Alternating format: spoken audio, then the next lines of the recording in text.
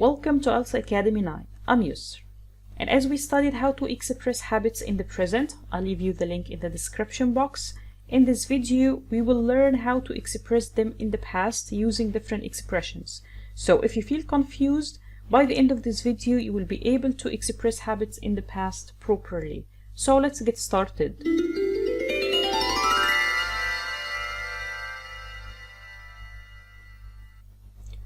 For situations happened regularly in the past but no longer in the present, we use used to or would.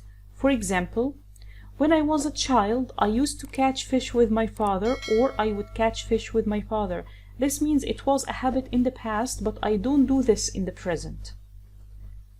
Years ago, they used to go for a brisk walk, or they would go for a brisk walk. But be careful that we cannot use would with stative verbs.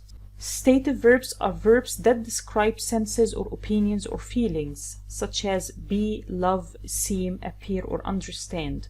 So, if you say, he used to love sweets when he was little, it's correct. But he would love sweets when he was little, incorrect. There used to be a hospital across my house, correct. There would be a hospital across my house is incorrect. The second situation here, when you become familiar with the habit, which means you didn't do this habit in the past, but now you are adapting to it. We use be used to or get used to followed by the noun. For example, my neighborhood is crowded, but now I'm used to the traffic, or I'm getting used to the traffic. And the form here is the subject, then verb to be am or is or are, used to or getting used to, then the noun.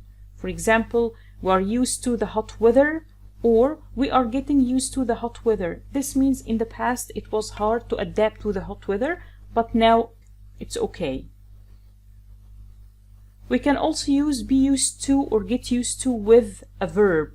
For example, although my neighborhood is crowded, now I'm used to driving in the horrendous traffic, or I'm getting used to driving in the horrendous traffic.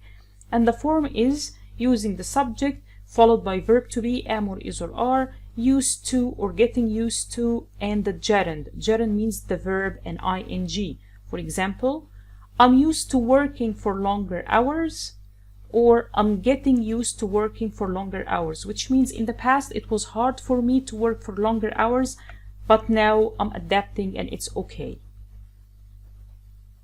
So that's all for this video. I hope you found it useful. Thank you for watching, and please don't forget to subscribe to my channel and hit the bell to watch my new videos.